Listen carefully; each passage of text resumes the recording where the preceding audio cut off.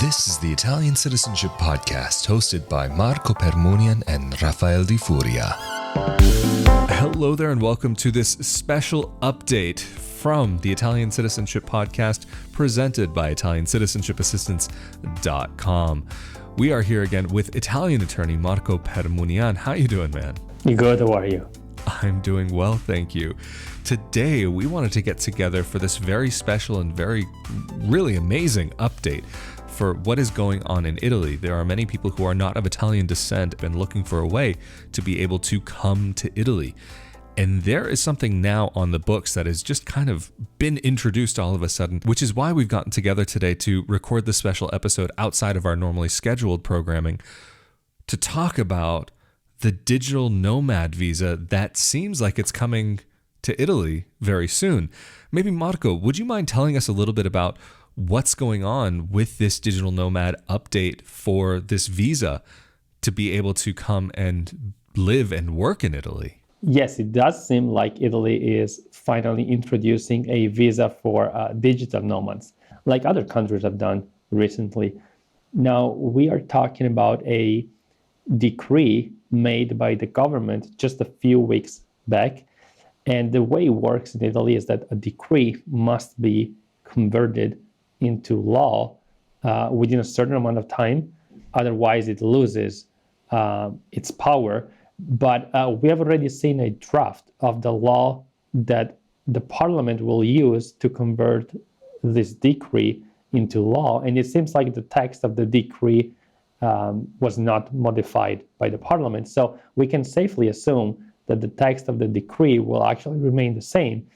And what the decree says is that a new visa is being introduced by the Italian government meant for digital nomad. And it actually identifies who can be considered digital nomads, which would be freelancers or even people working for a foreign company in Italy. So people who are physically in Italy but are working for a non-Italian company. And of course, we're talking about non-EU citizens, because EU citizens don't need this type of visa to be able to reside in Italy. And they can freely work for a company in their home country while staying in Italy. So this visa is meant for people who are non-EU citizens.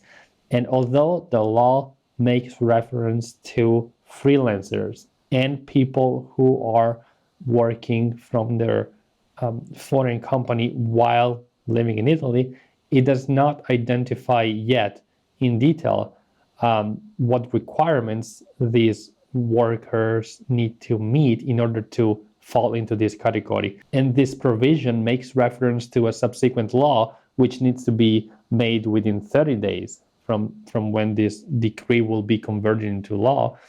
And this new law, which will be issued by the Ministry of Interior, will specify further what requirements these workers will need to meet in order to fall into this category and be able to apply for the digital nomad visa.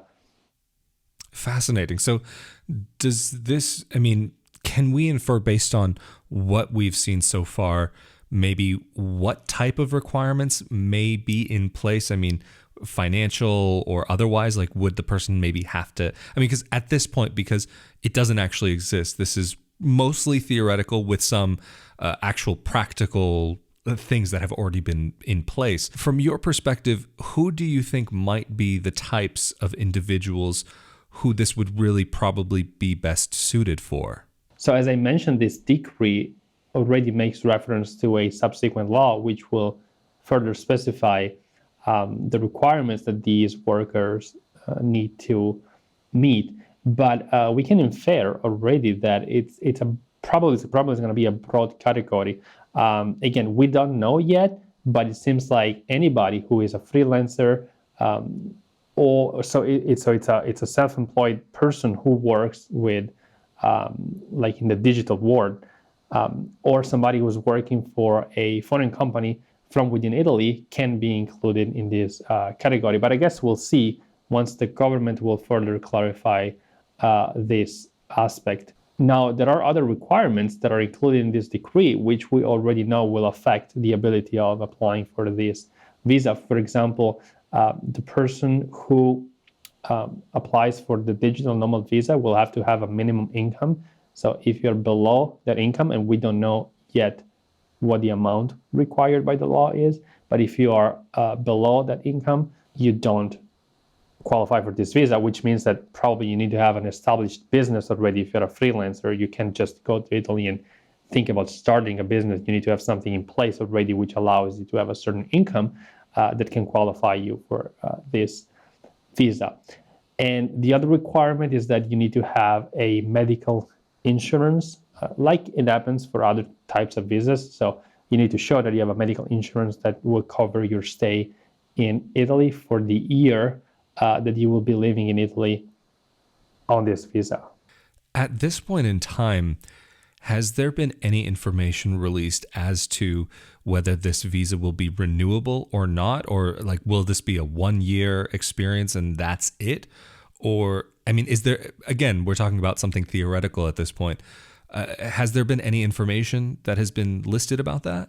It seems like the visa, you will be able to renew the visa every year from within Italy, as long as you maintain all of the requirements, so the income requirement and medical insurance requirement, and you can renew the visa from within Italy every year, so with no need to go back to the US if you're from there, which is the same thing that happens for many other visas. You can renew the visa from within Italy if you continue to meet the requirements. However, because it has not been finalized, the answer to that question, the final answer to that question, is something that we'll have to wait for.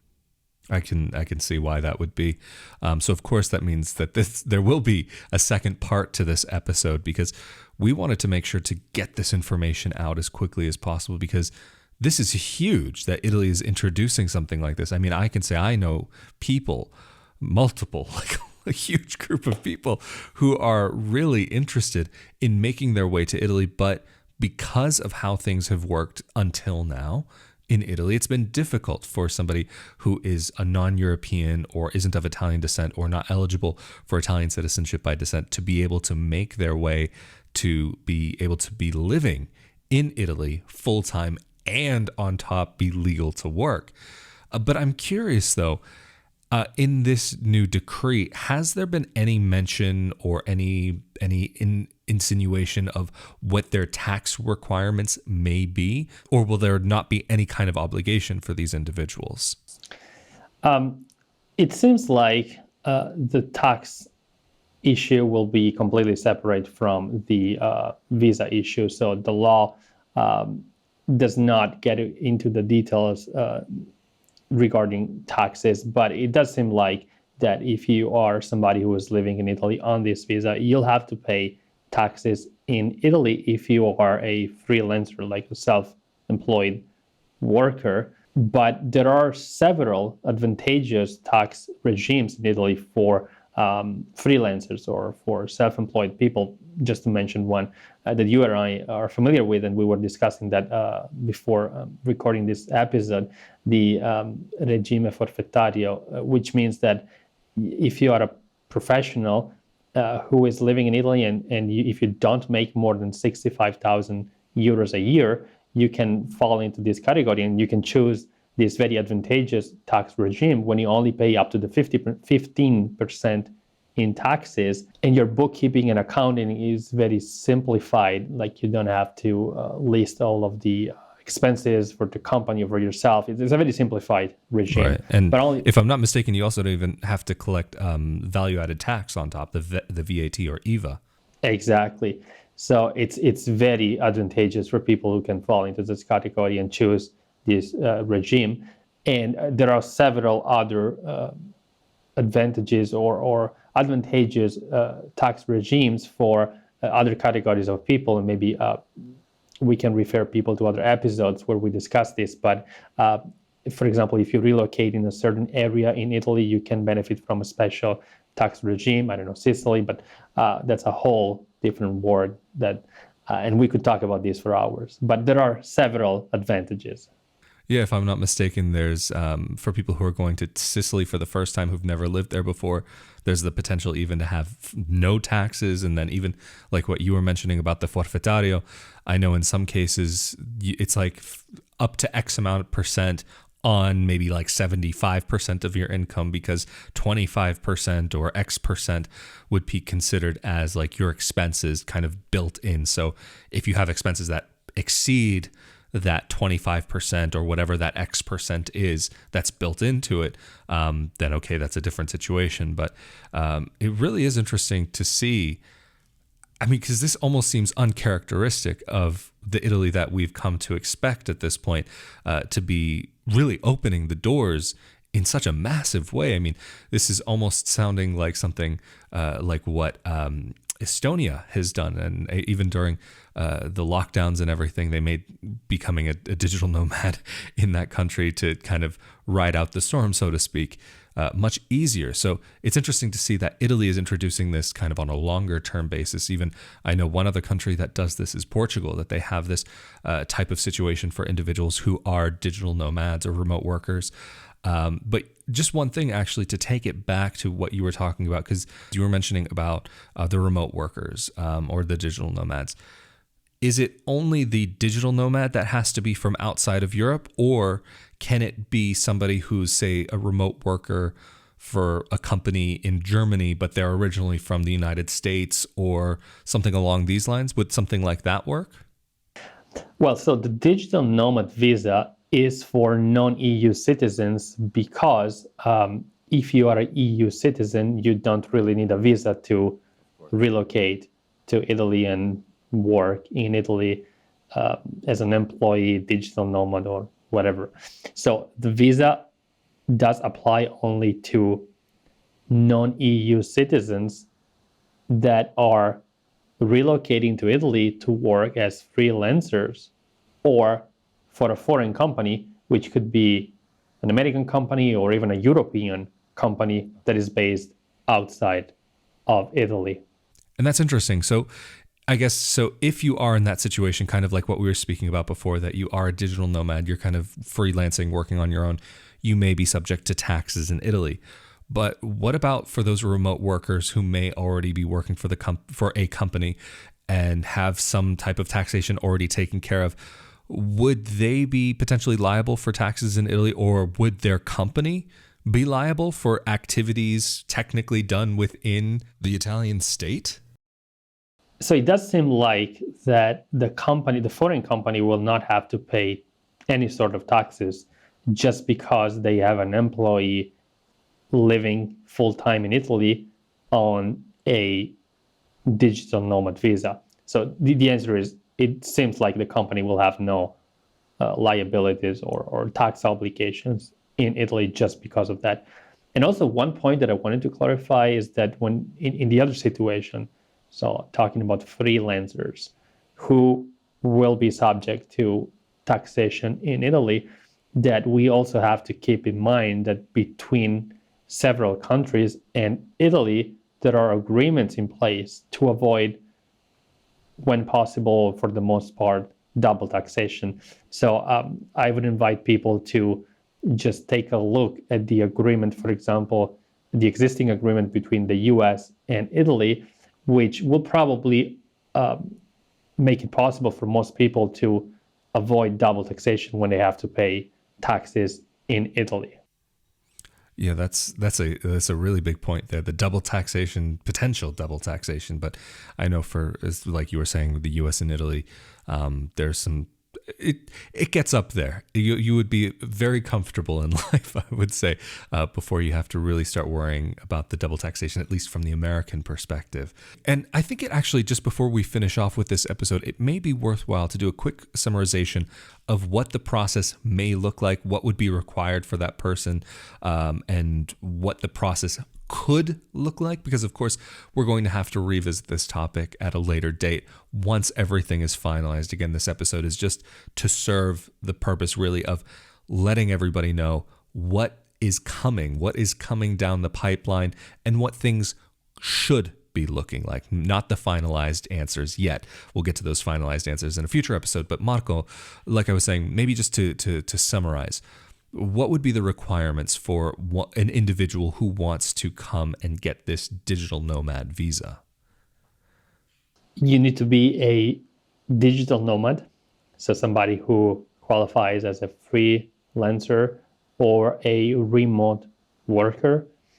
You need to have, you will need to have an established activity if you are a freelancer, because there is a minimum income required.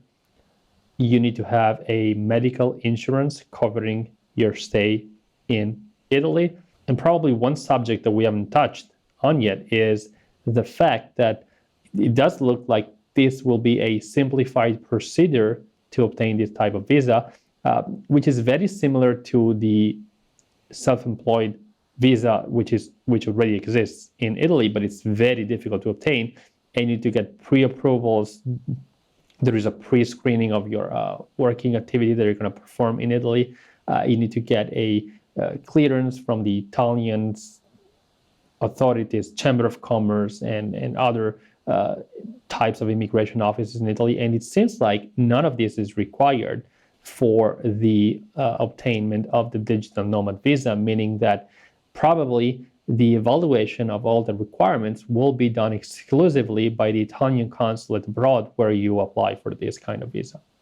Wow, that's very big right there, to not have to go through that same process, because I know that self-employment visa for Italy can be almost impossible for most people. There are people who do get it, but it's still quite difficult. But to have a simplified process for a wider group of people, because even those self-employment visas end up being quite limited with the types of activities, if I'm not mistaken, that you can do as well. But Marco, thank you so much again for making yourself available for this last second special update, interrupting our normal schedule for the Italian Citizenship Podcast. But of course, if anybody is interested in more updates about this subject, as well as any other topics about moving to Italy or Italian citizenship, of course, to be subscribed to this podcast is going to be a great way to stay updated, as well as your Facebook page. But if anybody is needing help with this process, how can they get in contact with you and your team?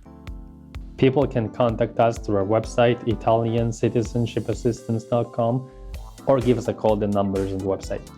Absolutely fantastic. Again, thank you so much for making yourself available. Also, if you're interested in more content like this about Italian citizenship, Italian visas, and so on, be sure that you're subscribed to this YouTube channel or the audio-only podcast. But of course, if you're subscribed to the YouTube channel, that means that you are also automatically subscribed to the Italian Real Estate Podcast that Marco and I also collaborate on, where we talk about Italian real estate and kind of the nitty-gritty details about that. But we've also been talking about life in Italy, living in Italy, and recently we've been working on a mini-series all about where we would consider living in Italy, like some of the best places that we can think of that would really be of interest to people. So be sure you're subscribed, because those episodes I know have been a lot of fun for me, and I'm sure for Marco as well. And we've been getting plenty of feedback from people saying how much they've been enjoying that. So anyway, really, of course, thank you so much again for joining us for another episode of the Italian Citizenship Podcast, presented by Italiancitizenshipassistance.com. Of course, we have been here with Italian attorney Marco Permunian. I'm Rafael Di Furia. Stay safe and healthy out there, and we'll see you all next time. Later. Thank you.